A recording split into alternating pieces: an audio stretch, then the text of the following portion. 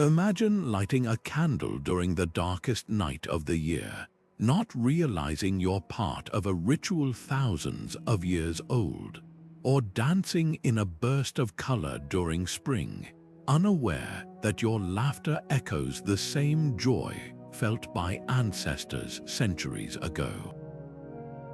Every holiday we celebrate, every feast, every song, every tradition carries whispers of the past, hidden in plain sight. Think about it. When you exchange gifts at Christmas, carve a pumpkin for Halloween, or light fireworks for the New Year, you're stepping into a story far older than you might realize. These aren't just modern customs, they're living fragments of ancient festivals, reshaped by time but still pulsing with their original magic. From the fiery bonfires of Beltane that once welcomed summer to the quiet candlelight of Hanukkah that defied darkness, human beings have always marked their lives with celebration. These festivals weren't just parties, they were survival, prayer, rebellion, and hope woven into ritual. They honored the gods, chased away fears, and bound communities together across generations. And somehow, against all odds, those same traditions survived not as dusty relics, but as vibrant parts of our lives today. The chocolate eggs you hunt at Easter. They descend from pagan symbols of fertility. The red envelopes of Chinese New Year, once used to scare off a mythical beast. Even the wild costumes of Carnival trace back to Roman masquerades where slaves and kings swapped roles for a day. This video is a journey through time, unraveling the threads that connect our modern celebrations to their ancient roots. We'll discover how the Roman festival of Saturnalia morphed into Christmas, how Celtic spirits evolved into trick-or-treating, and why the Inca sun god still shines in Peruvian parades. Along the way, you'll see how cultures borrowed, adapted, and reinvented these rituals, turning fear into festivity and old gods into new traditions. So light a candle, raise a glass, or put on a mask, because history isn't just in books. It's in the way we celebrate, remember, and come together. And by the end, you'll never look at a holiday the same way again. Long before cities rose and calendars were invented, humans looked up at the sky, felt the earth shift beneath them, and knew it was time to celebrate. The earliest festivals weren't about entertainment. They were acts of survival, woven into the very fabric of human existence. Picture a group of hunter-gatherers huddled around a fire as winter tightened its grip. The flames weren't just for warmth, they were a prayer, a desperate plea for the sun's return. When spring finally came, the first green shoots were met with dances, not just out of joy, but to ensure the gods noticed their gratitude. These rituals were life insurance policies written in smoke and song. Anthropologists trace festival culture back tens of thousands of years, to a time when marking the solstice could mean the difference between life and death. In places like Göbekli Tepe, ancient stone circles align with celestial events, proving that even prehistoric people planned gatherings around the stars. The summer solstice wasn't just a date, it was a promise that food would grow again. Harvest festivals ensured communities stored knowledge along with grain, teaching each new generation when to plant and how to honor the forces that fed them. And when the Nile flooded or the monsoons arrived, festivals turned fear into relief, chaos into order. But these gatherings did more than mark time, they built the first social networks. Imagine a Neolithic trader traveling hundreds of miles to a solstice gathering, exchanging not just tools and shells, but stories and genes. Festivals were the original internet, connecting isolated groups and spreading ideas faster than any single tribe could on its own. The firelight that illuminated ancient ceremonies also lit up human imagination, allowing myths to leap from one culture to another. Shared rituals created trust between strangers, turning them into us. Even the way we celebrate reveals deep psychological wiring. The drum beats that once summoned warriors now pulse in dance clubs. The masks worn to scare spirits survive in Halloween costumes. Psychologists suggest that the collective joy of festivals triggers dopamine releases, bonding people as powerfully as shared danger once did. That's why a modern music festival can feel eerily similar to descriptions of Dionysian rites. Both dissolve individuality into something larger. The urge to lose ourselves in celebration isn't decadence. It's an ancient survival tool repurposed for the modern world. From the painted caves of Lascaux to Tokyo's neon-lit Matsuri, the thread remains unbroken. Every time we gather to cheer a new year or mourn a passing season, we're following footprints laid down in the Ice Age. The gods we honor may have changed names, but the reasons we come together, awe, gratitude, fear, love are written in our bones. Festivals are humanity's way of saying we're still here across the centuries, and as long as we mark time together, that flame will never go out. Picture Rome in mid-December, streets alive with laughter and chaos as normal rules dissolve for Saturnalia. This wasn't just a holiday, it was a societal pressure valve, a week-long explosion of freedom where slaves dined at their masters' tables, gambling was legal in public, and even emperors handed out gifts to commoners. The festival honored Saturn, an agricultural god associated with a mythical golden age of equality, and for a few days each winter, Romans tried to recreate that utopia through controlled anarchy. Work stopped, courts closed, and the city transformed into a carnival of feasting and mischief. The echoes of Saturnalia surround us every Christmas. Those small gifts you exchange, Romans called them sigillaria, clay figurines or candles given to friends and family, the tradition of hanging wreaths. They were originally Saturnalia decorations, with evergreen boughs symbolizing life's persistence during winter's grip. Even our habit of overindulging in rich foods and wine traces back to Saturnalia's lavish public banquets, where tables groaned under roasted meats and honeyed pastries. But the most striking parallel is the role reversal. Just as modern office parties might see interns playfully boss around CEOs, Saturnalia turned hierarchies upside down.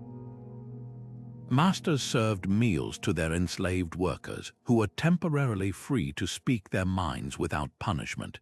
This wasn't mere charity. It was a ritualized reminder that social order depended on mutual goodwill. Early Christians seeking to convert Roman populations cleverly absorbed these familiar customs into Christmas celebrations. By placing Christ's birth near Saturnalia's date, December 17th to 23rd, they offered continuity amid change. The Church even repurposed Saturnalia's most rebellious elements, where Romans crowned a king of Saturnalia, a commoner given mock authority. Medieval Christians reinvented the tradition as the Feast of Fools, where lower clergy temporarily led services. And those twinkling lights we string today, they're descendants of Saturnalia's candles, which once symbolized the returning sun. What began as pagan revelry became a vehicle for new meaning, proving that traditions aren't erased, they're reinvented. Yet some Saturnalia customs proved too wild to tame. The festival's trademark bawdy songs and public drunkenness scandalized early church leaders who struggled for centuries to suppress the rowdier aspects. Even today, echoes of that ancient excess linger in New Year's Eve parties and Mardi Gras reminders that beneath our polished modern celebrations, the primal urge to feast and revel still burns. When we joke about surviving holiday family gatherings or groan at yet another fruitcake, we're channeling the same mix of joy and chaos that once defined Saturnalia's glorious, messy heart. Imagine standing on a windswept hill in ancient Ireland, watching massive bonfires pierce the October darkness. This wasn't just a gathering, it was a cosmic checkpoint, the night the Celts believed the veil between worlds grew thin enough for spirits to slip through. Samhain, celebrated from sunset on October 31st to sunset on November 1st, wasn't merely a festival, it was a survival strategy wrapped in ritual. As summer's warmth faded and winter's hunger loomed, communities needed more than physical preparations. They needed supernatural insurance. The bonfires weren't just for light or warmth. Druids built them with sacred woods, believing their smoke carried protective magic. Families extinguished their hearth fires completely, then relit them from the communal blaze, symbolizing unity against the coming cold. Cattle were driven between twin fires for purification, a practice that might explain our modern habit of jumping through bonfire embers for luck, and those carved pumpkins we love. Their ancestors were turnips and beets, hollowed out to hold glowing coals from the sacred fires, creating portable protection against wandering spirits. Costuming played a far deeper role than today's store-bought outfits. Celts dressed as animals or monsters not for fun, but to confuse vengeful ghosts. If a spirit mistook you for a fellow phantom, it might pass you by without claiming you as its winter prey. This belief birthed the guising tradition predecessor to trick-or-treating, where disguised villagers performed songs or jokes in exchange for food offerings.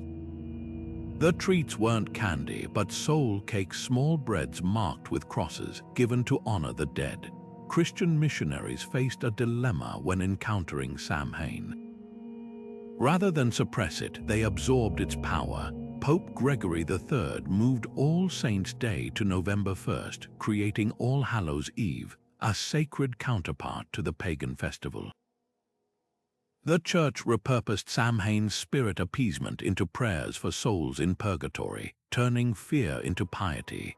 Poor, soulless, often children began door-to-door begging, not as ghosts but as proxies for the departed, a practice that evolved into today's sugar-fueled doorbell ringing. Even Halloween's eerie ambience carries ancient echoes. The reason haunted houses feel creepier in October: Celts left doors unlocked and set empty chairs at dinner tables, not for absent family but for returning ancestors. The dumb supper tradition involved eating in silence so spirits could commune unseen.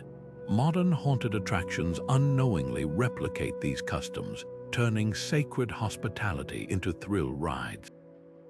Samhain's darkest threads survived too. The Jack-o'-lantern's name comes from Stingy Jack, a trickster doomed to wander with only a turnip lantern, a Christianized version of the Celtic Will-o', the wisp spirit said to lure travelers to their doom.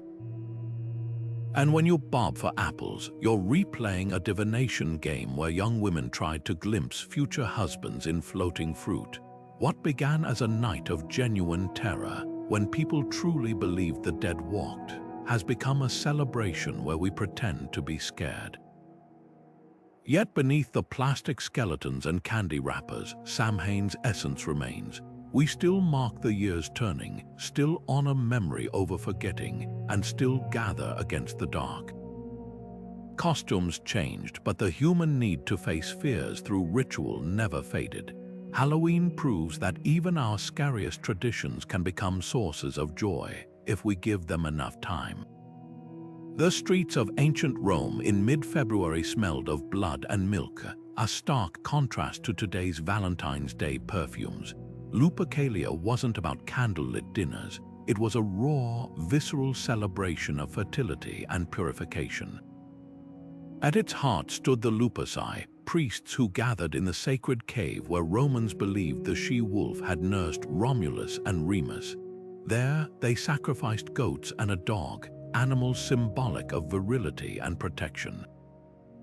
Then came the ritual that would shock modern sensibilities. Young men, smeared with blood from the sacrifices, sliced the goats' hides into strips and ran through the city, playfully striking women with these bloody thongs.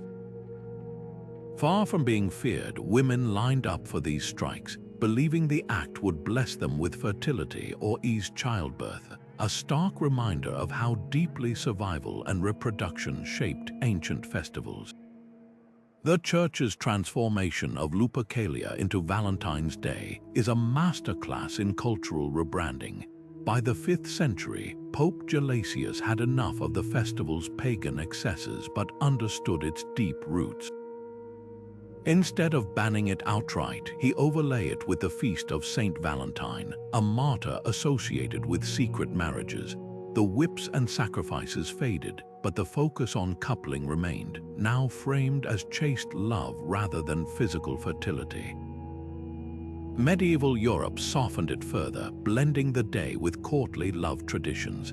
Handwritten notes, once rare and precious, became valentines, often exchanged with rhymes comparing sweethearts to roses or birds. Yet traces of Lupercalia's wildness persist.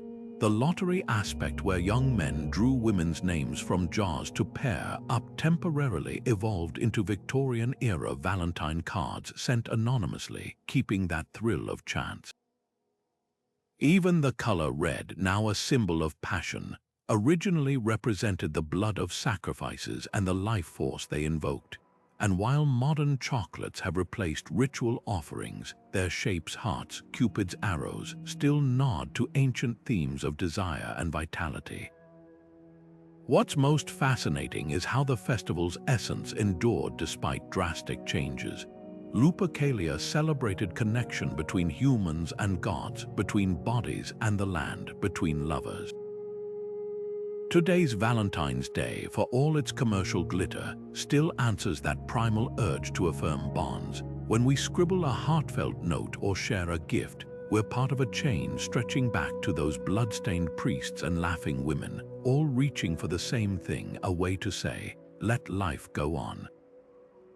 Beltane erupted across the Celtic world like a wildfire of life, a riot of flames, flowers, and fearless celebration marking summer's victorious return. Unlike today's quaint May Day fairs, this was no gentle spring fete.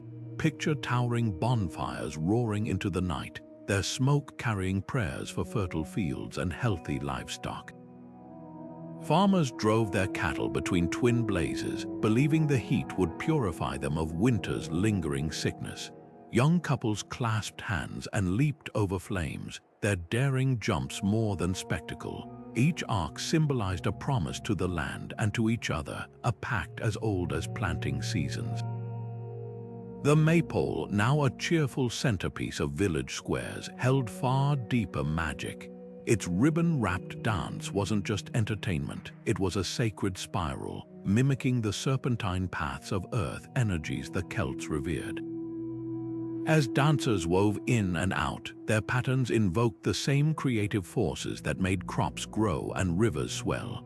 Even the pole itself, often cut from freshly felled birch or hawthorn, pulsed with symbolism, a living axis connecting earth to sky, masculine to feminine, just as Beltane celebrated the union of all fertile things.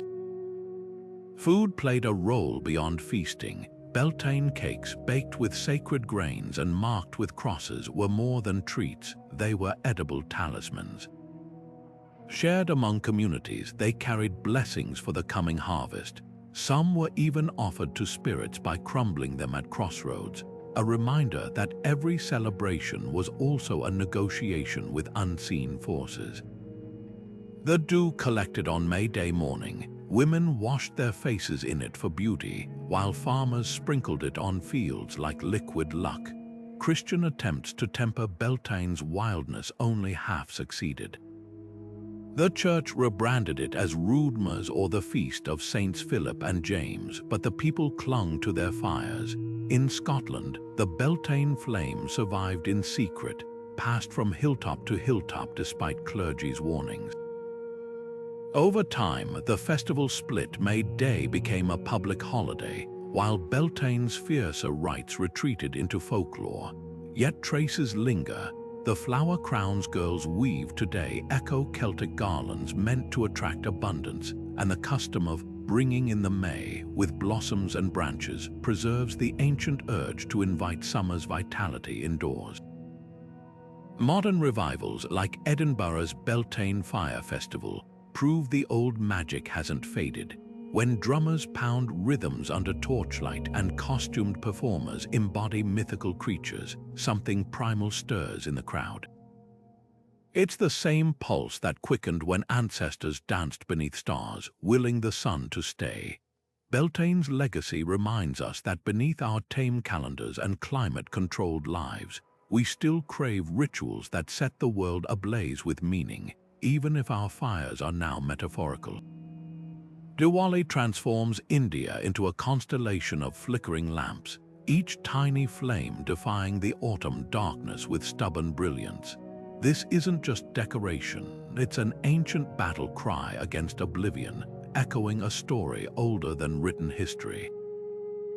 Long before the Ramayana's Prince Rama returned from exile to a kingdom lit by oil lamps, farmers celebrated the end of monsoon rains by lighting their doorways to welcome prosperity. The lamps served a practical purpose, guiding Lakshmi, the goddess of wealth, through the newly harvested fields and into homes, but they also whispered a deeper truth: light, no matter how small, could push back the longest night. The festival's layers unfold like the petals of a lotus. In the north, Diwali commemorates Rama's victory over the demon king Ravana, symbolizing the triumph of righteousness.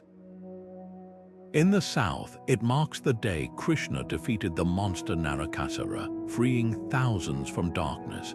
For Jains, it celebrates the spiritual awakening of Lord Mahavira. For Sikhs, the release of Guru Hargobind from imprisonment. Yet beneath these varied myths burns the same unifying theme: light conquering despair. Even the timing is deliberate.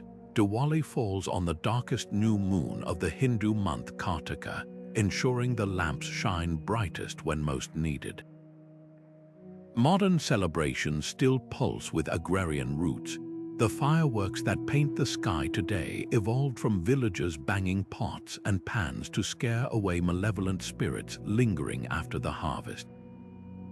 The intricate Rangoli patterns drawn at doorsteps, once made with rice flour to feed ants and birds, now dazzle with colored powders but retain their original purpose: to welcome all beings with generosity. And those mountains of sweets, they trace back to offerings of freshly harvested sugarcane and ghee, shared to cement community bonds before winter. What's mesmerizing is how Diwali absorbs change without losing its soul. Electric diyas now glow alongside clay lamps, and eco-friendly fireworks challenge traditional ones, yet the essence remains. Families still gather to clean every corner of their homes, not just for Lakshmi's visit, but to ritually sweep away inner complacency. The new clothes worn symbolize renewal, while the gambling games played, once believed to be Lakshmi's favorites, remind us that fortune favors the bold. Diwali's light spills beyond India's borders too. In Nepal, it's Tihar, where crows, dogs, and cows receive offerings as messengers of Yama, the god of death. In Trinidad, steel drums accompany the lamps, blending Hindu tradition with Caribbean rhythm. Even in distant Antarctica, Indian researchers mark the festival with makeshift diyas, proving light matters most where darkness reigns longest. This festival's brilliance lies in its adaptability. A child bursting crackers in Mumbai, a Nepali farmer honoring his oxen, a tech worker in Silicon Valley Skyping home, all are united by the same primal instinct. After millennia, Diwali still answers humanity's oldest fear, that the light might not return. And with every lamp lit, the answer rings clearer: darkness never wins. Long before fireworks painted the sky and dumplings steamed on every table, Chinese New Year began as a solemn plea for survival. The Shang dynasty, over 3,000 years ago, marked the year's turn not with celebration, but with sacrifices, offerings of food and wine poured onto ancestral graves to ensure their favor in the coming seasons. This wasn't mere tradition, it was a lifeline. In a world where a single drought could doom a village, the dead were seen as guardians who could intercede with the gods. Families knelt before shrines, whispering names of ancestors they'd never met but whose spirits they relied upon. That unbroken chain of remembrance, stretching back further than written history, still pulses through modern celebrations. The festival's most iconic color, red, carries a tale of terror turned triumph. Legend speaks of Nyan, a beast with the body of a bull and the face of a lion, who emerged from the sea each New Year's Eve to devour crops, livestock, and even children. Villagers discovered the creature feared three things: fire, loud noises, and the color red. What began as desperate survival tactics, hanging red banners, wearing crimson clothing, lighting firecrackers, slowly transformed into joyous customs. Today's red lanterns swinging in the breeze and the scarlet couplets pasted on doorways are more than decoration. They're a collective memory of humanity outsmarting darkness. Nowhere is this blend of ancient and modern clearer than in the Hongbao, the red envelopes exchanged during the holiday, originally filled with coins strung on red thread to ward off evil spirits. These envelopes today carry crisp bills for children and unmarried adults. But the ritual hasn't lost its gravity. The money must be given in even amounts, odd numbers are for funerals, and the envelope passed with both hands as a sign of respect. It's a moment where generations connect, where a grandmother's gnarled hands pressing red paper into a teenager's palm becomes a silent promise. This luck isn't just for you, it's for all who came before and will come after. Dragon dances, those mesmerizing undulations of silk and bamboo, reveal another layer of adaptation. In ancient times, villagers crafted serpentine puppets to mimic rain dragons, parading them through fields to beg for timely rains. The longer the dragon, the more abundant the harvest was believed to be. Now, these dragons twist through shopping malls and city squares, their scales stitched with synthetic fabrics that shimmer under LED lights. The drums that once echoed across rice paddies now sync with smartphone recordings, yet the dancer's footwork remains unchanged, a precise choreography passed down through families who have performed it for centuries. What makes Chinese New Year extraordinary isn't just its longevity, but its ability to absorb change without breaking its core. The reunion dinner, that sacred meal where generations squeeze around tables groaning with fish for abundance and Niangao sticky rice cakes for prosperity, now includes video calls with relatives oceans away. Teenagers who roll their eyes at superstitions still refuse to sweep floors on New Year's Day, lest they accidentally brush away good fortune. Even the zodiac animals, those 12 celestial creatures dictating each year's character, have spawned modern memes and emoji-filled horoscopes. This festival's genius lies in its duality. It's both fiercely personal and magnificently communal. When a child receives a red envelope or a family offers incense to ancestors, they're participating in something larger than themselves. The fireworks cracking over Shanghai's skyscrapers and the lanterns floating down rural rivers are part of the same story. Humanity's stubborn insistence that light, noise, and color can keep the unknown at bay. Chinese New Year proves that traditions don't fossilize, they breathe, adapting to new fears and hopes while whispering ancient truths.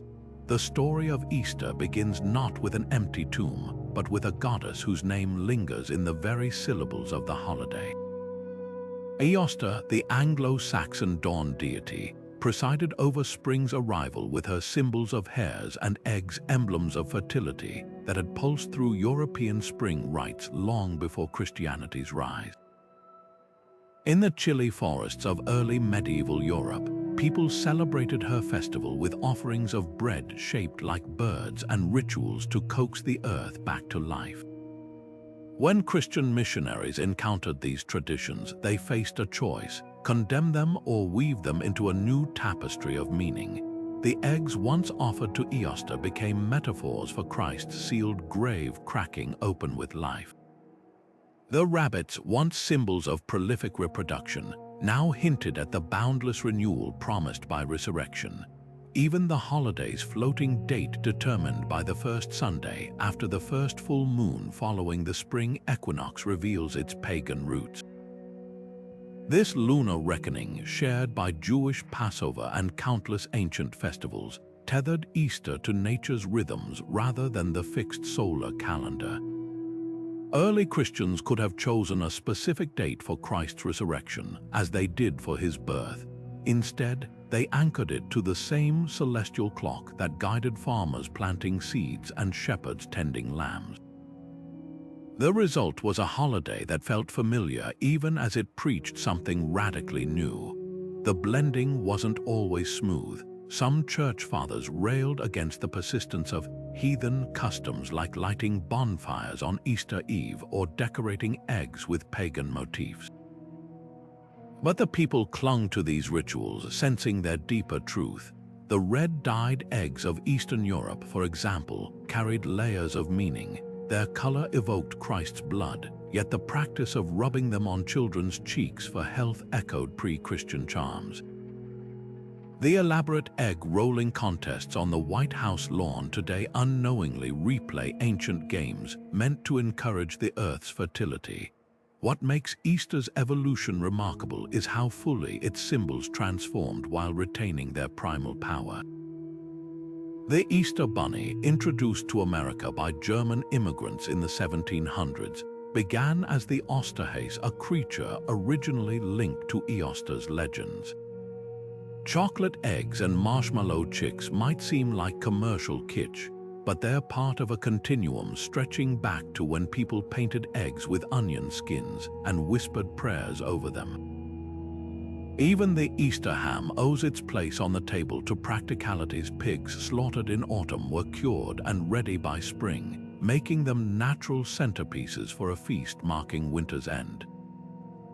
This holiday's genius lies in its duality. At sunrise services, worshippers greet the dawn just as Easter's followers once did, but now their songs celebrate a different kind of light. Children hunting candy-filled plastic eggs are reenacting ancient searches for the first birds' nests of spring. The very word, Easter, remains a linguistic fossil, a trace of a goddess whose name was too deeply woven into the culture to erase. Rather than seeing this as contradiction, we might recognize it as harmony, proof that the human spirit has always sought rebirth, whether through myth, ritual, or faith. The story of Easter isn't just about one tradition overwriting another. It's about how hope wears many garbs across the centuries, yet always dances to the same life-affirming rhythm. For over 1,000 years, a hushed procession wound its way from Athens to Eleusis every autumn, carrying initiates toward secrets so profound that even today, we can only guess at their power. The Eleusinian mysteries weren't just another festival, they were a transformative journey, a 9-day ritual that promised initiate something extraordinary, a glimpse beyond the veil of death itself.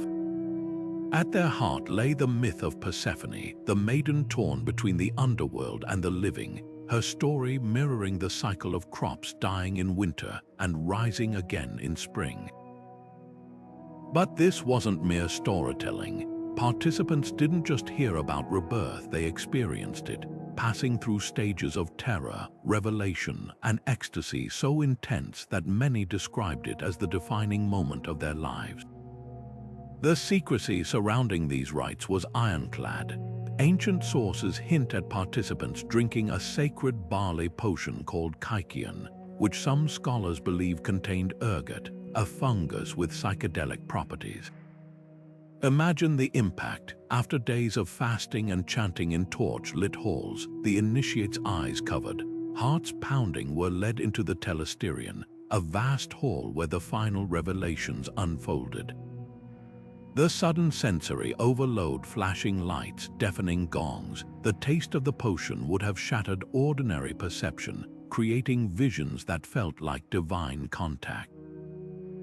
What they saw remains a mystery, but countless testimonies speak of profound peace, a loss of fear toward death, and an unshakable certainty that the soul endured beyond the body.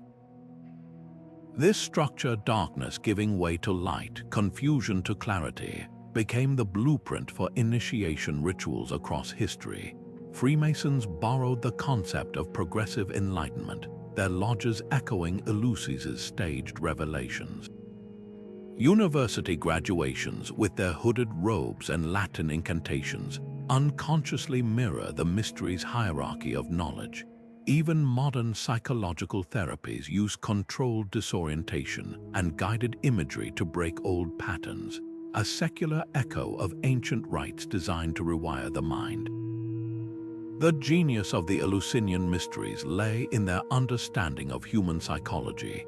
They didn't just tell people about transformation, they engineered it through sensory overload, communal bonding, and the power of expectation.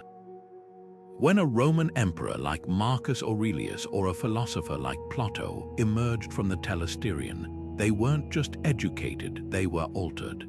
That's why the mysteries persisted longer than the Roman Empire itself, surviving until Christian emperors destroyed the sanctuary in the 4th century. Yet their influence refused to die. The idea that wisdom must be earned through stages, that true understanding requires both ordeal and epiphany, still shapes how we structure learning and growth. Every time a PhD candidate defends their thesis or a scout earns a badge, they're walking a path first laid down in that dusty Greek sanctuary. The mysteries remind us that some truths can't be explained, they must be lived, felt in the bones, and carried forward like the sacred fire that once burned in Eleusis, lighting the way for seekers across the ages. High in the Andes, where the air thins and the horizon stretches forever, the Inca once gathered to perform a ritual so vital that its failure could mean starvation for millions.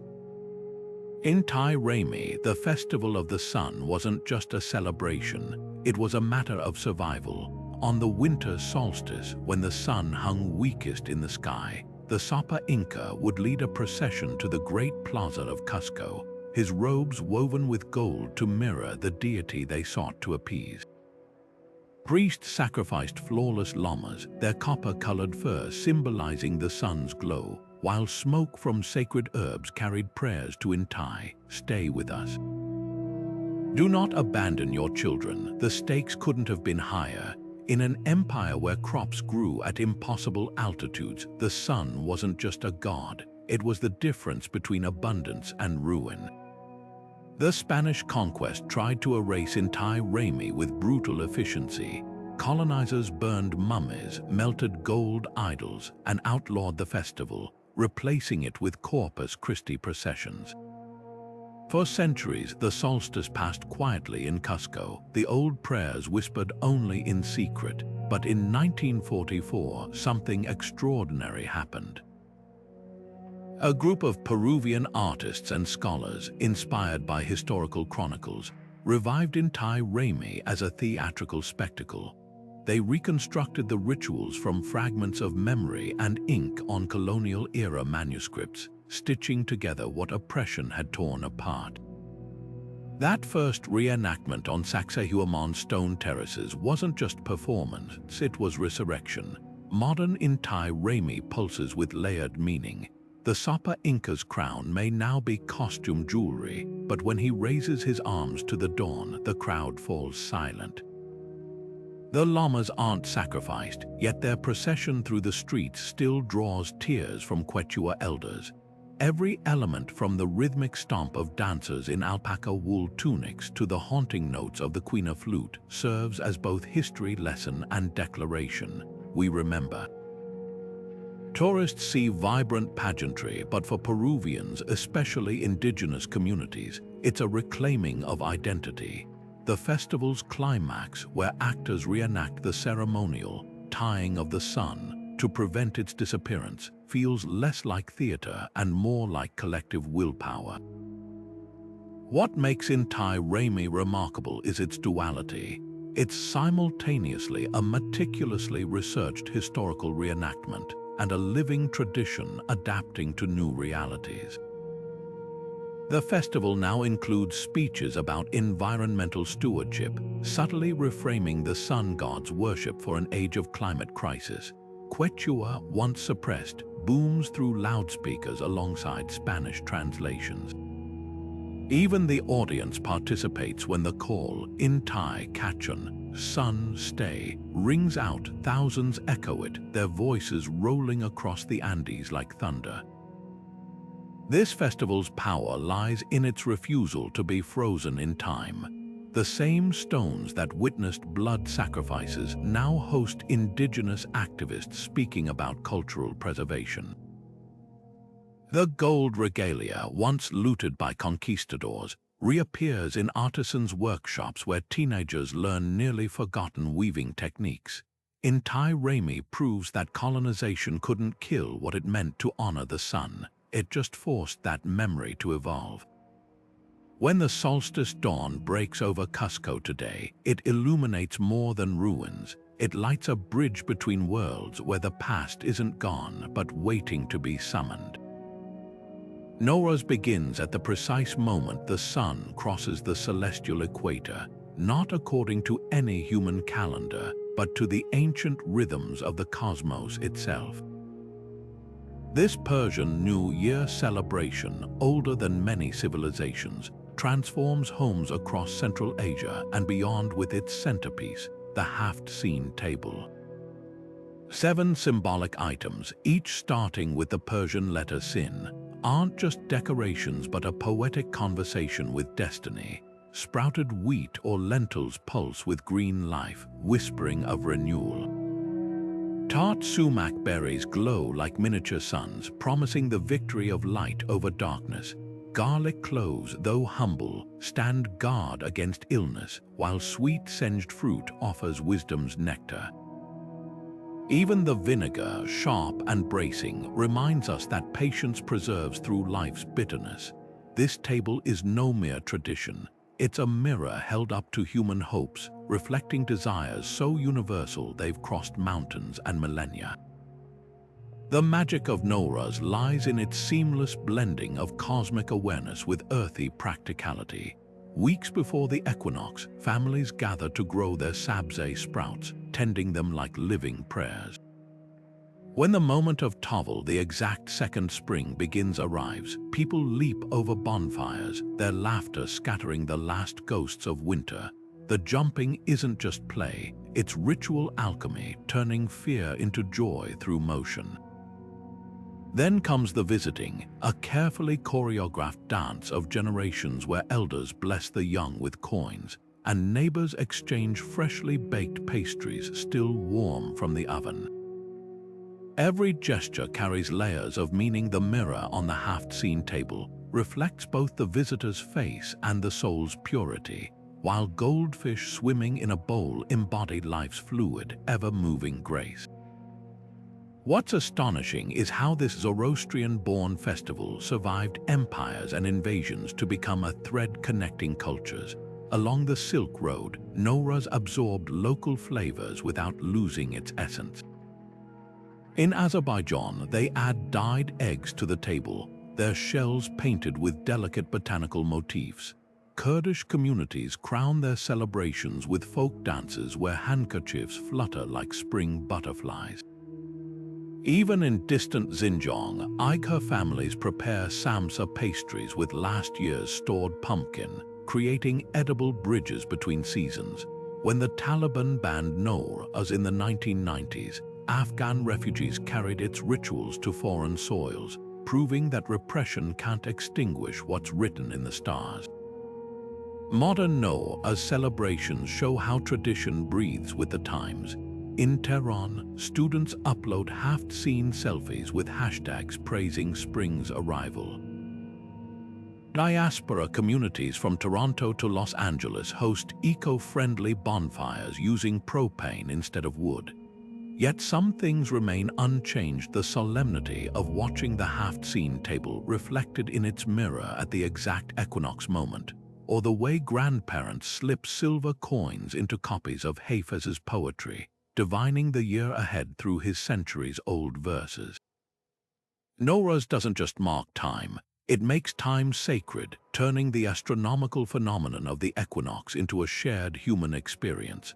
When families finally sit down to their sabzi polo mahi dinner, herbed rice with fish, the green and gold on their plates mirroring the sprouting fields outside, they're participating in something far larger than a New Year's meal. They're aligning themselves with the universe's oldest rhythm, the certainty that after winter, spring always returns. Dionysia erupted across Athens like a vine run wild, a festival where the boundaries between god and mortal, spectator and performer, dissolved in a heady mix of wine and creativity. Picture the city in late March, its streets thronged with revelers wearing ivy crowns, their voices rising in hymns to Dionysus as they carried his statue from the temple to the theater. This wasn't just a religious procession, it was the opening act of a cultural revolution. The Great Dionysia, as it came to be known, transformed worship into something unprecedented. Structured performances where stories were told not through ritual, but through characters, plots, and the raw power of human emotion. At the heart of this transformation lay the dithyramb, a frenzied, circular dance where 50 men or boys sang hymns to Dionysus, their bodies moving in unison as they recounted myths. Over time, these choruses began to separate, with one singer stepping forward to play a character while the others responded. That simple shift birthed the first actor, and with him the essence of theater, dialogue. By the 5th century BCE, playwrights like Aeschylus added a second actor, then Sophocles a third, weaving conflicts so gripping that audiences forgot they were watching a ritual. The masks actors wore, exaggerated, hollow-eyed, weren't just practical, allowing quick role changes. They were portals, transforming ordinary men into heroes, kings, or even gods. The competition element fueled innovation. Each year, 3 tragedians and 5 comedians vied for the coveted ivy wreath, their works judged by citizen panels. The stakes were high. Winning could secure a playwright's legacy, while losing meant obscurity. This pressure gave us masterpieces like Euripides' Medea, where a betrayed wife's vengeance shocked audiences, and Aristophanes' Lysistrata, a raunchy comedy where women end war by withholding sex. The themes, justice, love, war, were timeless, but the format was revolutionary. For the first time, societies gathered not just to worship, but to reflect, seeing their own flaws and triumphs mirrored on stage. Modern theater owes Dionysia more than we realize. The semicircular design of ancient amphitheaters, engineered to amplify unamplified voices, inspired today's Broadway houses and fringe festival stages. The chorus, though rarely used now, lives on in musical ensembles and Greek revival plays. Even the concept of a playwright as both artist and competitor stems from those Athenian contests. And let's not forget the festival's wilder side, the drunken revelry that reminded audiences art isn't just solemn, it's visceral, chaotic, and alive. When you sit in a darkened theater today, waiting for the curtain to rise, you're part of a lineage that began with wine-stained lips and torchlight flickering on a mask's frozen smile. Dionysus would approve, deep in the Scandinavian winter, when the sun barely grazed the horizon and night stretched endlessly, the Vikings didn't huddle in fear, they set the darkness ablaze with Yule. This 12-night festival wasn't just a feast, it was a defiant stand against winter's tyranny, a roaring fire in the face of the unknown. Picture the scene, long houses draped with fragrant evergreen boughs, their piney scent cutting through the smoky air as families gathered around the hearth. The centerpiece wasn't a decorated tree but something far more primal, the Yule log, an oak trunk so massive it had to be dragged in by a team of men. Once lit, it wasn't allowed to burn out completely. A piece was saved to kindle next year's fire, a literal passing of the flame between generations. This wasn't mere tradition, it was magic, a spell cast against the cold. The evergreens that adorned Viking homes weren't just decorations either. In a world where most plants withered and died, these stubborn branches symbolized life's persistence. They were believed to house woodland spirits seeking shelter from the frost, and by inviting them inside, families ensured protection and fertility for the coming year. The echoes of this belief linger in our Christmas wreaths and garlands, though few who hang them today realize they're continuing a bargain struck with the unseen world centuries ago. Feasting was warfare by other means, a way to stockpile warmth and community against winter's isolation. Tables groaned with smoked meats, spiced ale, and bread shaped like wild boars in honor of Freya, the god of fertility. The Vikings didn't just eat, they celebrated eating, knowing full well that famine lurked just beyond the firelight. Modern holiday spreads, with their glazed hams and spiced wines, owe more to these pagan orgies of abundance than to any Christian restraint. What's most striking is how seamlessly Yule's symbols were absorbed into Christmas. The tree that once represented the world tree Yggdrasil became a Christian emblem, its lights echoing the stars once thought to be souls of the departed. The Yule log shrank from a communal ordeal to a chocolate-dusted dessert, but its name still whispers of northern forests and crackling flames. Even Santa's flying reindeer carry faint traces of Odin's eight-legged horse Sleipnir, who galloped across the winter sky. The genius of Yule was its understanding of human psychology. By transforming the year's darkest phase into a season of light and giving, it acknowledged our deepest fear that the sun might not return, and answered it with fire, food, and fellowship. Today's twinkling holiday villages and candlelit windows are still, in their way, standing guard against the longest night, proving that some traditions don't fade, they simply change costumes. When we plug in our electric tree lights or slice a Yule log cake, we're not just keeping customs alive, we're feeding a fire first kindled by people who knew that sometimes you have to create light to survive the dark. Songkran begins quietly at dawn, with families placing fragrant jasmine garlands at shrines and gently pouring scented water over Buddha statues, a ritual called Rod Nam Dum Hua. This act of reverence, where water trickles down sacred stone, holds the festival's original heartbeat, purification. For centuries, Thais marked their new year by washing away the previous year's misfortunes, using water infused with petals and herbs to cleanse homes, elders' hands, and even temple courtyards. The liquid wasn't just physical, it carried prayers, dissolving grudges and bad karma like sugar in warm tea. But somewhere along the way, this solemn tradition sprouted wings, transforming into the world's most exuberant water fight, where streets become rivers of laughter and strangers baptize each other with squirt guns. The shift from sacred to splashy wasn't abrupt. Villages in northern Thailand preserved the old ways longest, where young people still kneel before grandparents to pour water over their palms, seeking blessings for the year ahead. But in cities like Chiang Mai, the ritual's playful potential exploded. By the mid-20th century, what began as genteel sprinkling evolved into joyful chaos, partly thanks to the tropical April heat, partly from the Thai genius for turning devotion into delight. The water guns, originally just buckets and bowls, now range from neon super soakers to elephant-shaped PVC cannons, yet the essence remains. Every drenching, no matter how wild, still whispers the old belief: water doesn't just cool the skin, it renews the spirit. What's fascinating is how Songkran balances ancient symbolism with modern thrills. The white clay smeared on faces during the festivities, its din saw pong, a sacred powder once used to make temple bricks, now a playful war paint. The ice cubes dumped into water buckets, they're a cheeky nod to the luxury of refrigeration. but also echo the Himalayan meltwater considered purifying in Buddhist lore.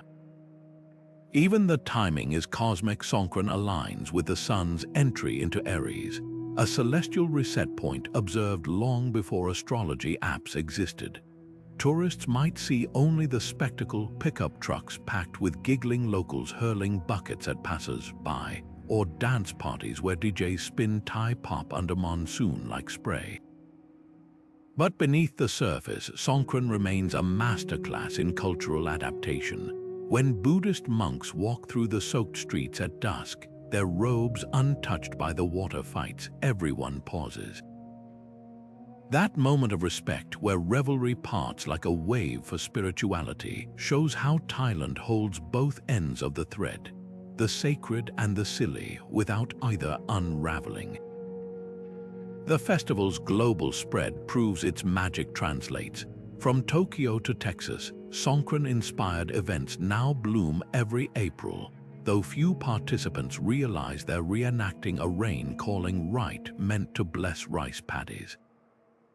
Yet even these far-flung celebrations retain a core truth: water is the great equalizer. Whether from a golden bowl or a plastic pistol, it still does what it's always done: washes away the old, making space for the new. Songkran's brilliance lies in proving that joy can be a form of reverence, and that sometimes the deepest traditions are the ones that know how to laugh. Carnival begins where piety meets chaos, a riot of color and sound exploding just before Lent's solemn 40 days of fasting.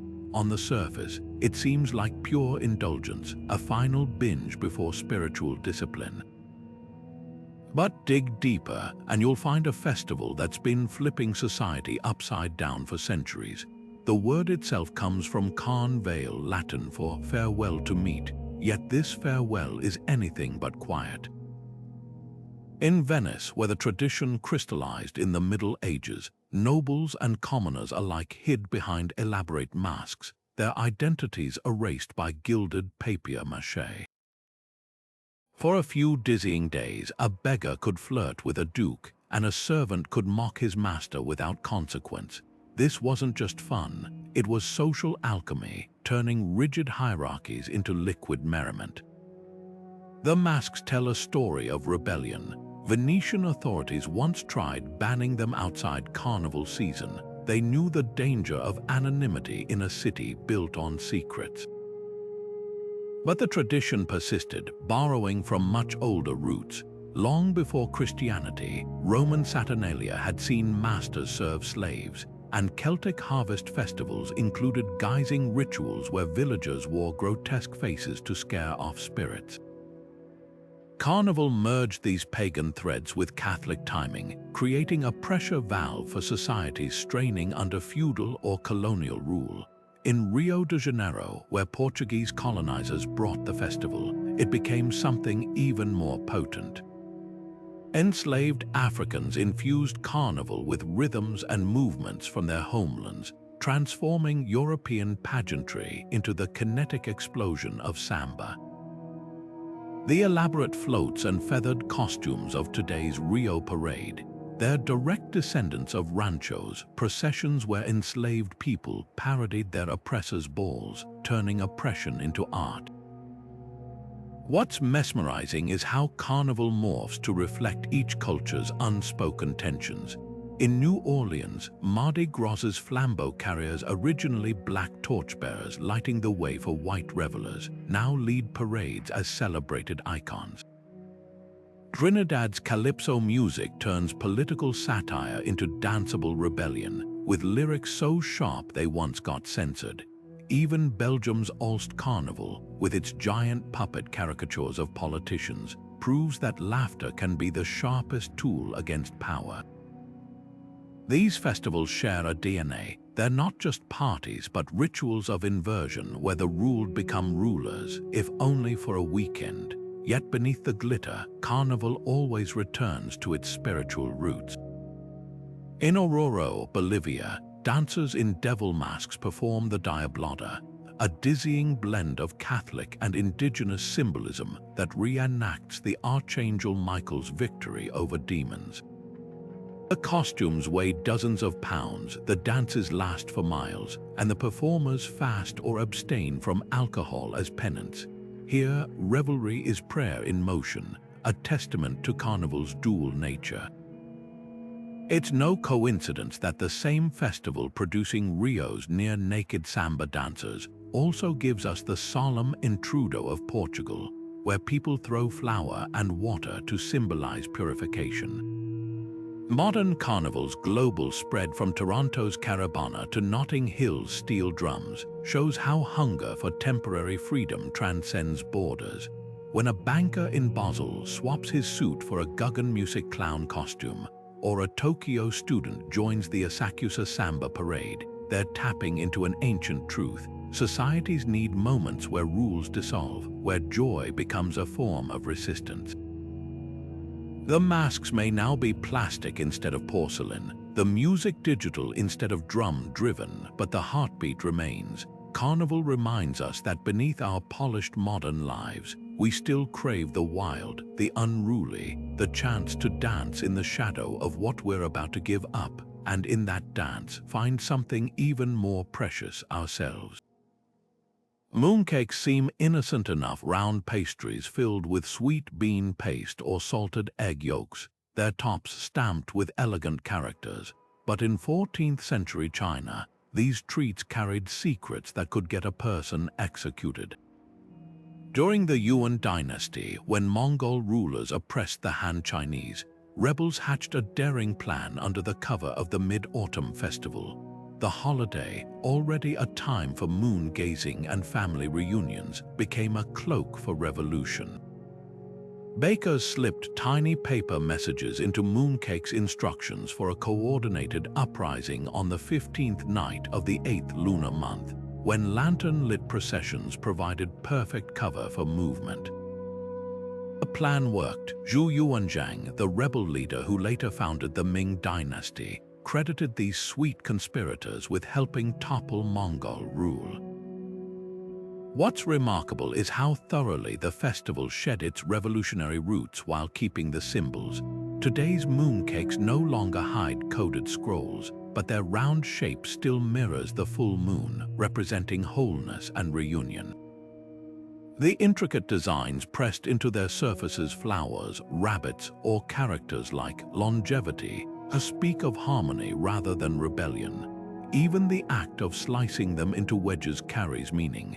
Families share the pieces like a pie chart of affection, ensuring no one is left out of life's sweetness. Lanterns, once used to signal rebel positions, now glow with childlike wonder.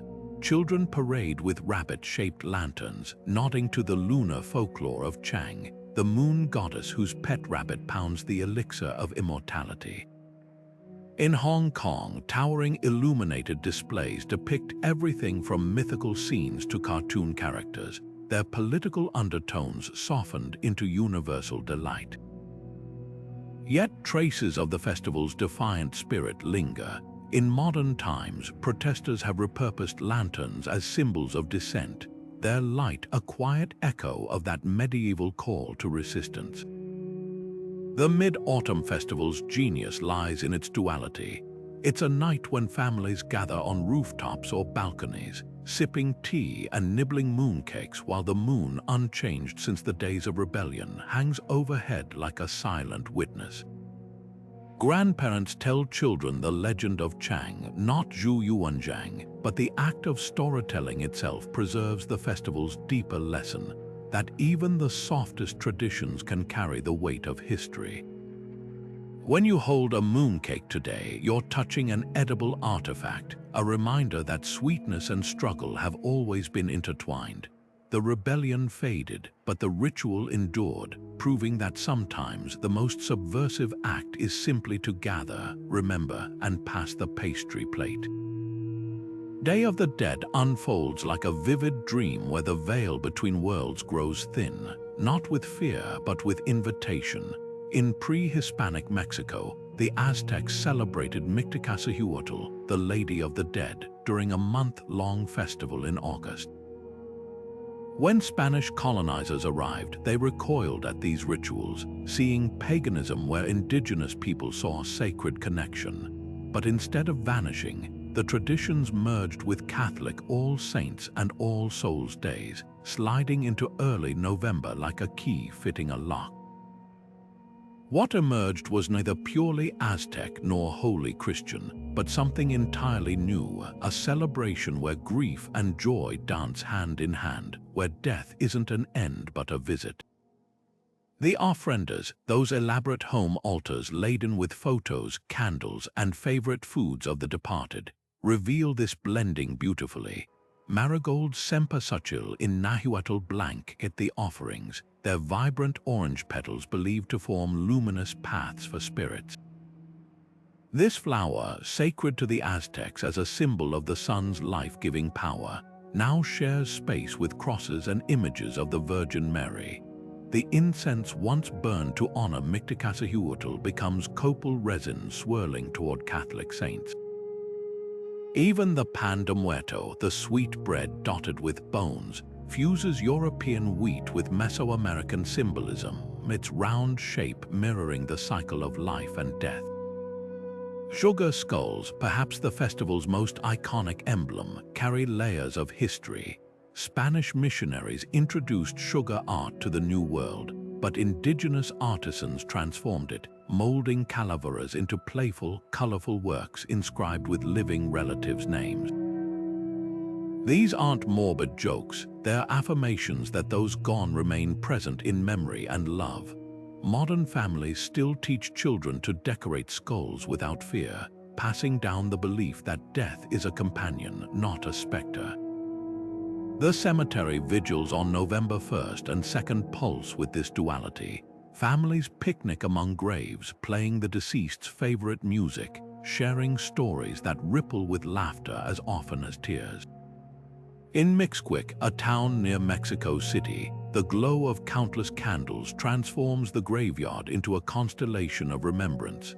This isn't mourning as silence, it's mourning as conversation, where the dead are treated as honored guests at a banquet that transcends time. UNESCO recognition of Dia de los Muertos as cultural heritage didn't fossilize the tradition. It ignited new creativity. Contemporary artists reimagine calaveras in murals and animations, while cities host parades that borrow from James Bond films but feel utterly Mexican. Yet the core remains untouched, the conviction that death can't sever bonds. When a child licks frosting from a sugar skull or a widow places her husband's favorite tequila on the ofrenda, they're participating in a dialogue that began long before Cortés set foot on these shores. The festival's magic lies in its ability to hold contradictions without collapsing. It's deeply personal yet wildly public, rooted in ancient cosmology yet endlessly adaptable. What began as resistance, the quiet insistence that indigenous beliefs wouldn't die, became a gift to the world.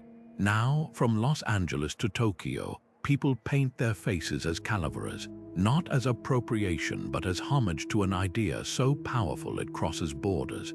That love, when woven into ritual, can make the absent feel near. Dia de los Muertos doesn't just honor the dead.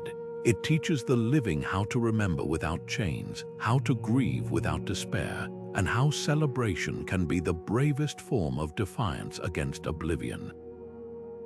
The story of Hanukkah begins not with flickering candles, but with spilled blood and shattered temple stones. In the 2nd century BCE, when the Seleucid Empire outlawed Jewish practice, desecrating Jerusalem's holy altar and banning circumcision, a rural priest named Mattathias and his 5 sons launched what seemed like an impossible rebellion.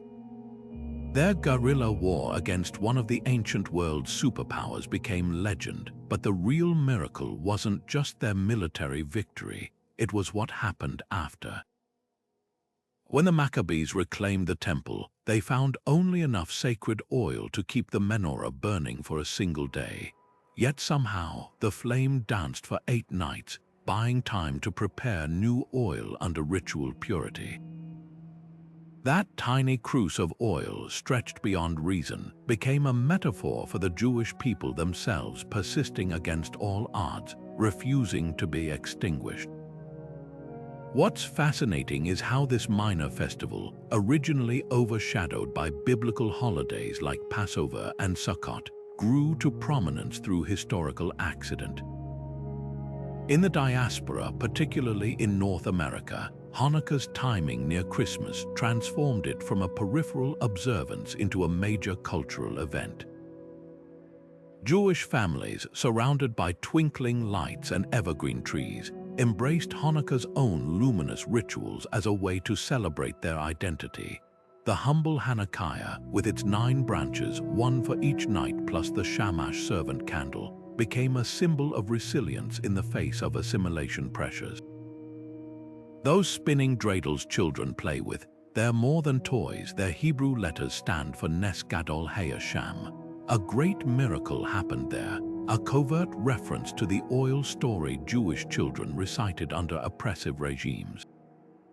Modern Hanukkah celebrations reveal layers of adaptation. The oil that once fueled temple lamps now sizzles in potato latkes and jelly donuts, their golden crispness echoing the miracle. Contemporary Hanukkah range from traditional brass to modernist designs in steel and glass, some even using LED flames for safety, a technological twist on an ancient symbol. In Israel, giant menorahs light up public squares, while in Brooklyn, Chabad's mitzvah tanks roll through streets offering passers-by the chance to kindle a candle. Even the music evolved, from the solemn Maus teaser hymn to playful English-language songs like I Have a Little Dreidel, blending old and new ways of marking the holiday. Yet beneath the fried foods and gift exchanges, Hanukkah's original revolutionary fire still burns. When parents teach children to place the menorah in windows, a custom originating in medieval Europe to publicly proclaim the miracle, they're continuing a chain of defiance against those who would erase Jewish identity. The progressive lighting of candles, adding one each night, mirrors the Maccabees' growing hope against darkness. Even the shamash candle, often overlooked, carries deep meaning. It's the helper that lights the others, reminding us that spreading light is everyone's duty. Hanukkah's genius is its dual nature. It's a historical commemoration, a spiritual metaphor, and a living protest all in one. The same festival where toddlers unwrap gelt chocolate coins also inspires social justice movements invoking the Maccabees' fight against oppression. When Holocaust survivors lit Hanukkah in concentration camps using stolen margarine and thread wicks, or Soviet Jews held clandestine celebrations under KGB surveillance, they proved that some flames can't be quenched. Today, as interfaith families blend Hanukkah and Christmas traditions or activists use the holiday to advocate for religious freedom, the festival continues evolving while keeping its core truth. Sometimes the smallest light can hold back the greatest darkness if we dare to kindle it. Kwanzaa bursts onto the winter calendar like a vibrant drumbeat, a festival unapologetically young yet deeply rooted. When Dr. Maulana Karenga introduced it in 1966 amid the civil rights movement's fervor, he didn't invent traditions from nothing. Instead, he wove threads from across the African diaspora into something bold and new. The name itself, derived from the Swahili phrase Matunda ya Kwanzaa, meaning first fruits, nods to harvest celebrations from Ashanti to Zulu cultures. But this wasn't mere historical reenactment. Kwanzaa became a living bridge, connecting African Americans to ancestral wisdom while addressing modern struggles for identity and justice. The heart of Kwanzaa lies in its 7 principles, the Nguzo Saba, each corresponding to a day of the week-long celebration. Umoja Unity calls families to mend fractures, echoing the communal bonds that once ensured survival in villages. Kujichagulia, self-determination, resonates with both the spirit of ancient kingdoms like Mali and the 20th century fight for civil rights. Even the kinara, the candle holder with 7 lights, mirrors the menorah's symbolism while centering African aesthetics. It's 3 red, 3 green, and 1 black candle representing the struggle, hope, and people themselves. This blend of specificity and universality makes Kwanzaa unique, a holiday that can be celebrated by anyone who values its principles, yet remains deeply tied to the Black experience. What's revolutionary is how Kwanzaa transforms domestic spaces into sites of cultural reclamation. The mkeka straw mat placed under the kinara isn't just decoration, it symbolizes the foundation of history and tradition. The ears of corn represent each child in the household, honoring the Yoruba belief that children are the community's future. Even the communal feast, karamu, turns dining rooms into mini villages where elders share stories and younger generations debate what Ujamaa cooperative economics means in the age of startups. These rituals aren't frozen in time, they evolve. Modern Kwanzaa celebrations might include Instagram challenges for practicing Kiumba creativity or virtual Harambee. Let's pull together circles spanning continents. Critics sometimes dismiss Kwanzaa as invented, as if millennia-old festivals sprang fully formed from the earth. But all traditions begin somewhere. Christmas trees entered homes only in the 19th century, and Hanukkah's prominence rose in response to modern pressures. Kwanzaa's power lies in its honesty about its origins while insisting that heritage isn't just inherited. It can be chosen, claimed, and reshaped. When families pour libations to honor ancestors or debate how near purpose applies to their careers, they're doing what humans have always done, using ritual to make meaning from chaos. The festival's growth reveals its adaptability. From its early days in California living rooms to White House recognitions and Black Panther film references, Kwanzaa has become both personal and political.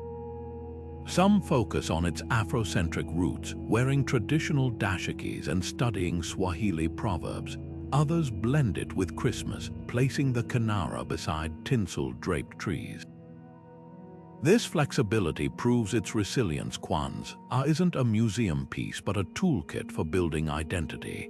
Perhaps its greatest lesson is that festivals aren't just about looking back. When children receive handmade gifts celebrating Imani faith on January 1st, they're being handed more than objects. They're being entrusted with a question: how will you carry these principles forward? Kwanzaa reminds us that culture isn't a relic to preserve but a flame to pass on, lighting new paths with ancient wisdom.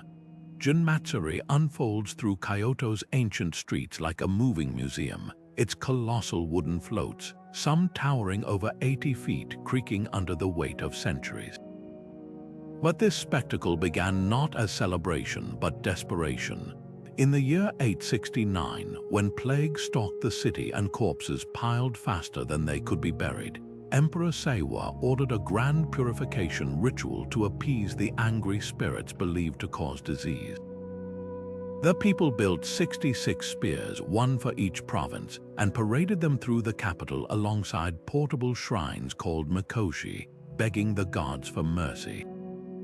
What's astonishing isn't just that the ritual worked, the sickness waned, but that 1,000 years later, the same procession still winds through Kyoto, now transformed into one of Japan's most dazzling festivals. The floats, or yamaboko, are marvels of ephemeral art.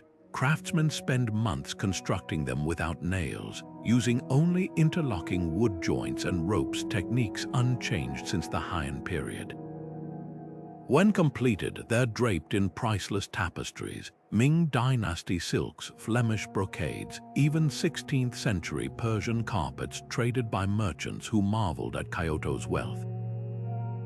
These textiles aren't just decoration, they're a palimpsest of global exchange, each thread whispering of Japan's forgotten connections to distant lands.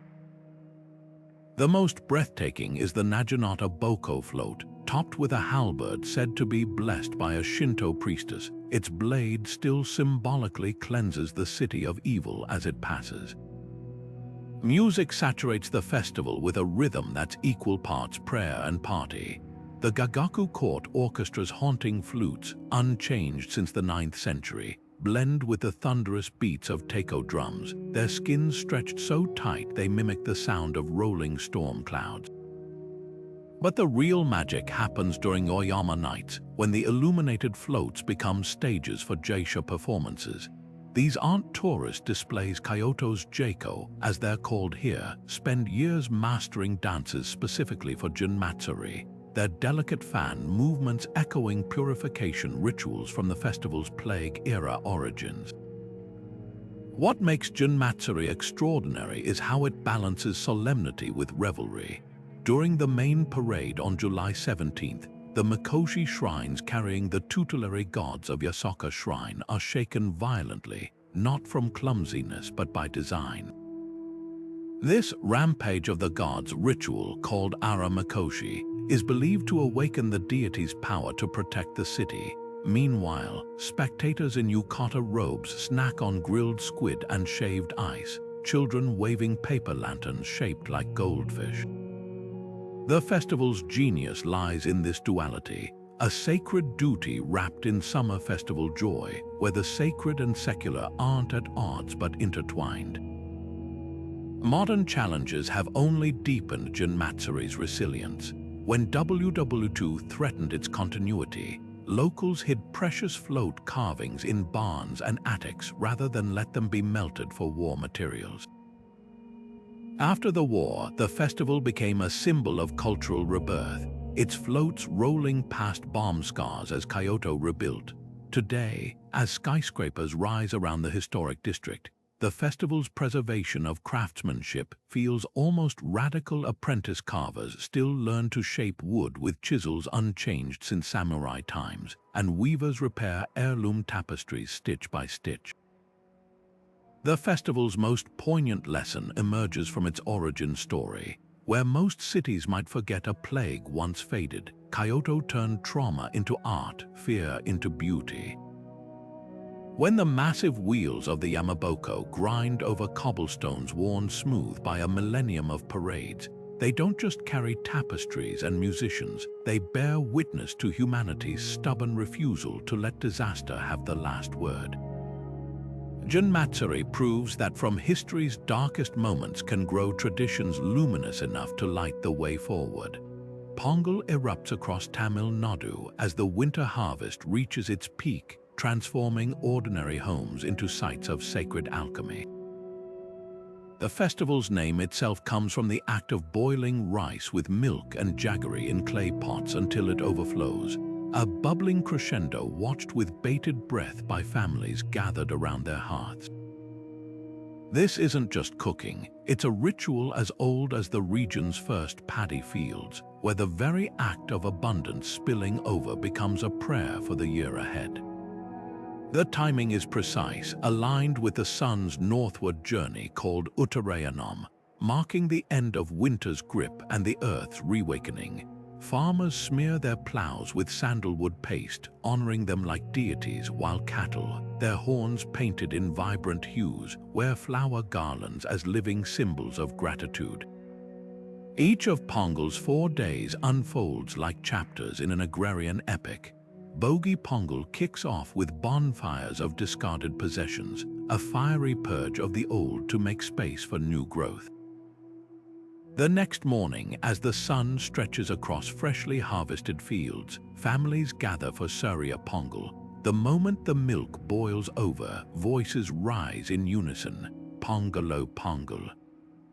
A jubilant declaration that prosperity has arrived. The dish itself, sweetened with palm sugar and studded with cashews, is first offered to the sun god Surya on banana leaves before being shared among kin. This act mirrors the cyclical generosity of nature. What the land provides, the people return with reverence. Matu Pongal turns the spotlight on animals, particularly the oxen and buffalo that plow the fields. Cows receive special baths, their foreheads adorned with kumkum paste and turmeric, while their feed is mixed with sweet rice as a thank you. In villages, bull-taming sports called jallikattu ignite crowds, though controversy swirls around these events. Traditionalists see them as tests of bravery and bovine strength. Animal rights activists decry them as cruelty. This tension reveals how ancient festivals grapple with modern ethics, their roots sometimes clashing with contemporary values.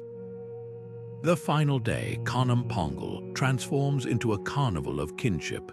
Sisters place turmeric leaves laden with leftover Pongal rice and sugarcane in courtyards, praying for their brother's prosperity, a poignant counterpoint to Raksha Bandhan's sibling bonds. Meanwhile, families picnic by rivers, their laughter mingling with the rustle of newly gifted saris and veshti dhotis. The air hums with a collective exhale. The harvest is safe, the sun has returned, and for this fleeting moment, all is right with the world. What makes Pongal extraordinary is how it resists becoming a museum piece. In Chennai's high-rise apartments, urban professionals swap clay pots for stainless steel but still gasp when the milk bubbles over. Tamil diaspora communities from Sydney to Toronto recreate the festival with supermarket ingredients, proving tradition can thrive in concrete jungles. Yet the essence remains unchanged whether in a thatched hut or a penthouse. Pongal's message endures. Prosperity isn't just measured in bushels of grain, but in the shared joy of a meal that overflows quite literally from pot to lips to heart. The festival's genius lies in its tangible poetry. The boiling milk mirrors the sun's liquid gold spilling across fields at dawn. The cattle decorations echo the earth's own vibrant palette after monsoon rains. Even the sounds, the rhythmic pounding of rice, the sizzle of ghee in pans become hymns to cycles older than civilization itself. Pongal doesn't just celebrate the harvest, it makes participants into co-creators of abundance, their hands stirring the pot even as their hopes rise with the steam. In a world increasingly disconnected from its food sources, this festival stands as a stubborn, beautiful reminder. Civilization begins not in boardrooms, but in the alchemy of soil, sweat, and sunlight. Walpurgis night crackles with the energy of a world trembling between seasons, a night when Germanic folklore insisted witches rode broomsticks to mountaintops, their silhouettes blotting out the spring stars. On April 30th, villages across medieval Europe lit towering bonfires not for warmth, but as fiery barricades against supernatural mischief. The smoke was thought to purify the air, while the crackling flames mimicked the sun's power, hastening winter's retreat. People wore masks and clanged pots to mimic the clamor of divine armies chasing demons, their noise a shield against unseen threats. This wasn't mere superstition, it was communal therapy, a way to confront the unpredictable forces of nature as crops were sown and survival hung in the balance. The festival's name honors Saint Walpurga, an 8th century abbess whose relics were said to repel witchcraft, a Christian veneer over older pagan anxieties. But over centuries, the terror faded, leaving behind embers of celebration. In Germany's Harz Mountains, where Brocken Peak was once the epicenter of witchly gatherings, Walpurgisnacht now draws costumed revelers who dance around maypoles draped with ribbons. The bonfires still blaze, but their purpose has flipped. Instead of driving away evil, they beckon the community to gather, their glow reflecting off laughing faces rather than fearful ones. Teenagers leap over dying flames for luck, a playful echo of ancient boundary-crossing rituals. Maypoles, those towering symbols of fertility, reveal how thoroughly Walpurgis night transformed. Originally, their erection coincided with the festival as a charm to ensure bountiful harvests. The higher the pole, the taller the crops would grow. Today, villages compete to craft the most elaborate poles, painting them in spirals or adorning them with carved figures.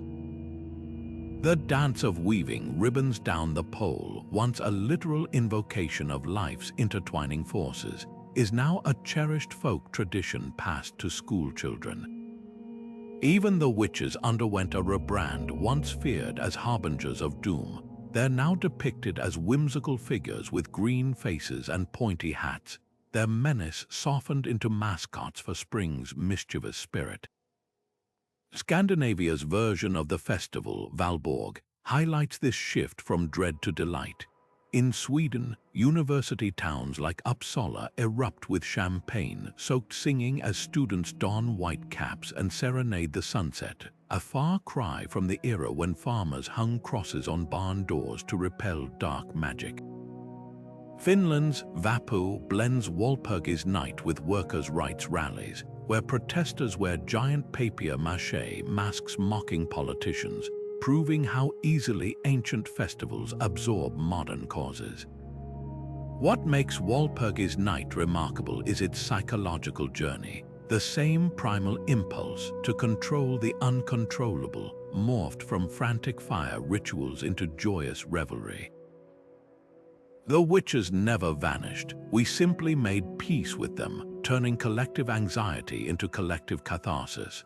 When modern Germans sip Maybowl, a floral sparkling wine, under blossom-laden trees, or Estonians picnic among bonfire-lit beaches, they're participating in an age-old negotiation with the unknown. The festival whispers a reassuring truth. Sometimes the monsters we fear just needed an invitation to the party. Midsummer in Scandinavia begins with flowers, not arranged in vases, but woven into crowns by eager hands, their stems still damp with morning dew. This ancient solstice celebration, known as Sankt Hans Afton in Denmark or Johannes in Finland, might wear a Christian name today, but its roots dig deep into pagan soil. Long before church bells rang across Nordic fjords, people gathered on the year's brightest night to harness the sun's fleeting peak, believing the veil between worlds grew thin as daylight stretched toward midnight. The maypole, or midsommarstang, stands at the heart of the festivities, a phallic symbol draped in greenery and flowers, raised with laughter and sweat as communities enact a ritual older than written history. Its dance, where participants skip hand in hand to folk tunes, isn't just whimsy.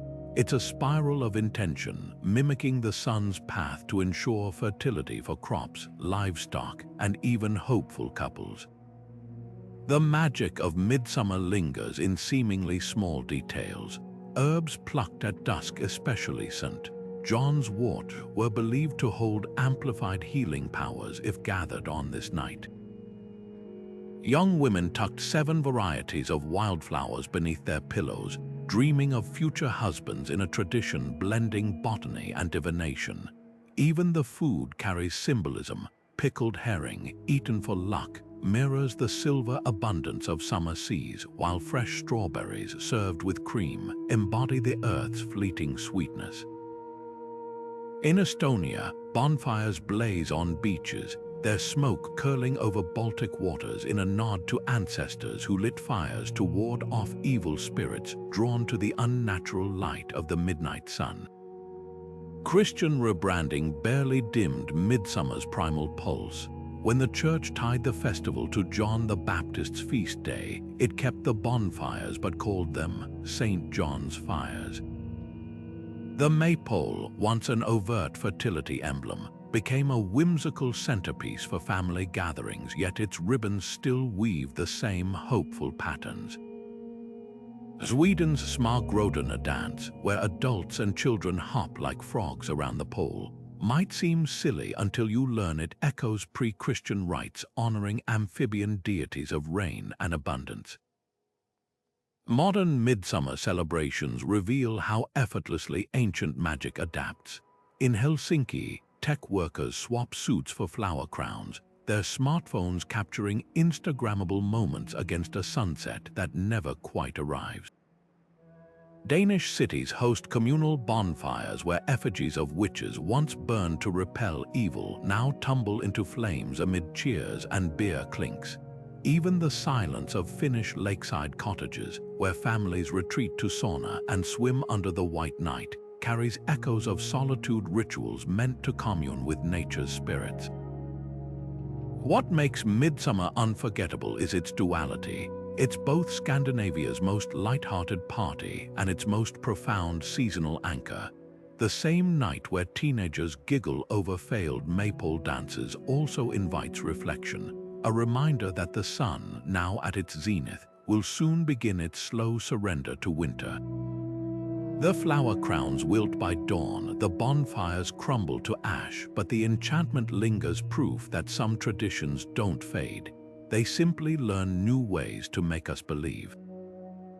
From the solstice fires of our ancestors to the neon lights of today's parades, ancient festivals live on in ways we often overlook.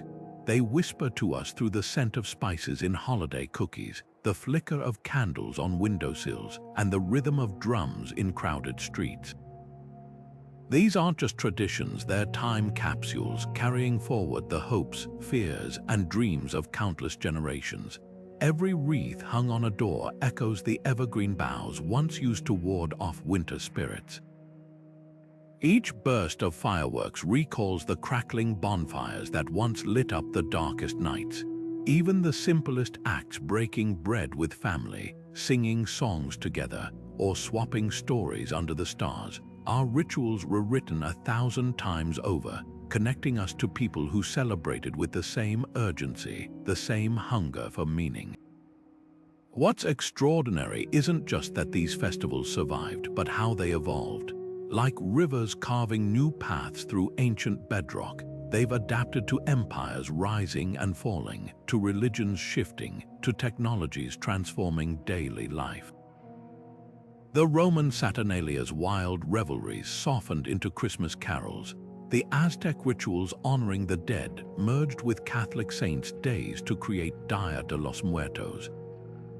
Even the most modern-seeming celebrations like Times Square's glittering New Year's Eve ball drop descend from solstice rites meant to ensure the sun's return.